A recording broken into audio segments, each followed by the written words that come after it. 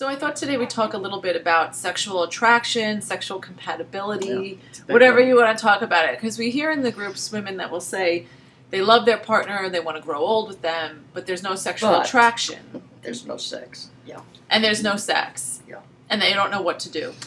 Well, when we get married, we're looking for certain things, and I certainly wasn't focused too much on the sex, although I did notice that the first time we had sex, he came really fast. But I pushed that aside because he was good looking, he was a steady worker. He fit the bill. He sure did. We're told to look for certain things in a husband. And the last thing we're told to look for is sexual compatibility. So we even went to my therapist, and she was doing this thing about, we did a couple sessions. There was always this marital adjustment that she kept talking about. And marital adjustment. You know, it'll take a little while before you get your marital. So I kept waiting and waiting. And at the end of 7 years, I bailed. Well, that's what happens. I think 1 year becomes 5 years, becomes 7 years. And it's always this whole point that when sex is good, it will get better.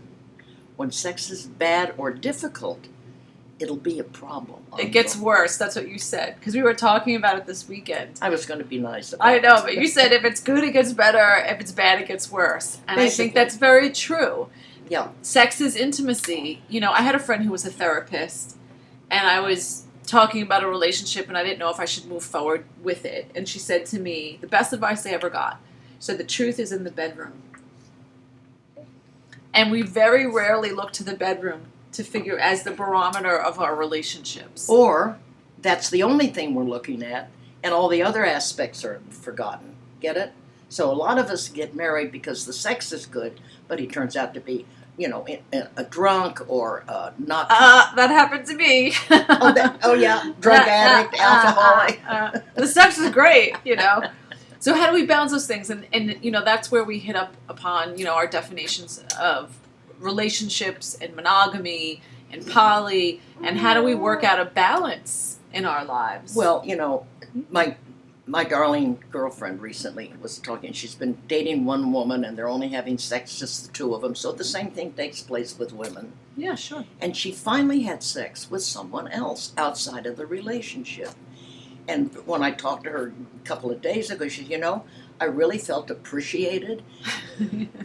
She gave me all kinds of compliments, and I told my girlfriend that I had sex with someone else, and they really did like the way I had sex. You know, they thought I was good at it. And so here it is. She wasn't being appreciated by her ongoing partner because it gets to be a habit. And we take them for granted. We only see what's missing or what we don't get. We don't see, we look for mistakes and flaws. We don't see the positives. We only see the negatives.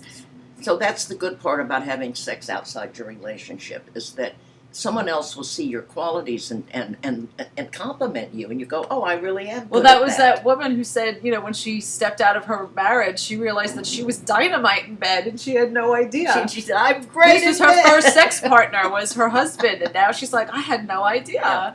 Well, you know me, I'm always talking about, before you pick someone to live with the rest of your life or however long, have sex with at least 10 people. Now, that drives people crazy. It's how you figure out what you want. You have to experiment and try something. It's like food. You can't eat one cuisine. What if you just had a hamburger and that's all you had was hamburger in this? What do you like? Oh, I like hamburger. Well, that's and you don't have to eat it, but you have to try it. That was my parents' rule. Like when we were eating food, you have to try it. So the same thing should be applied to sex. That's what I'm thinking. You have to try it to see if you like it, because how would you know? Yeah, absolutely. By the way, there's a baby. Suckling on my nipple. Oh, what a pretty baby. Yes. And you have to try everything, Grayson, to see what you like. Remember that, baby G. So, try it first. Try several. Then pick one.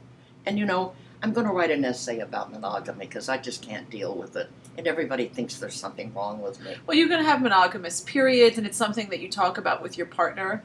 But to think that you're going to meet someone in your teens and 20s and get married and be faithful and have great sex for the rest of your life, like, that's a myth that doesn't exist. You know? That's right. And if you get married later in life, or if you're at certain places, or you meet someone that, you're compatible with, and you guys can grow together and do new things, maybe you can pull off monogamy. But you I did. I Yeah. said, people used to confront me over this, and I said, I'll settle down when I'm in my 70s. I did. I think we should wrap it up there. You can settle down in your 70s. And for that whole decade, I was absolutely monogamous. So, variety is the spice of life. Bye.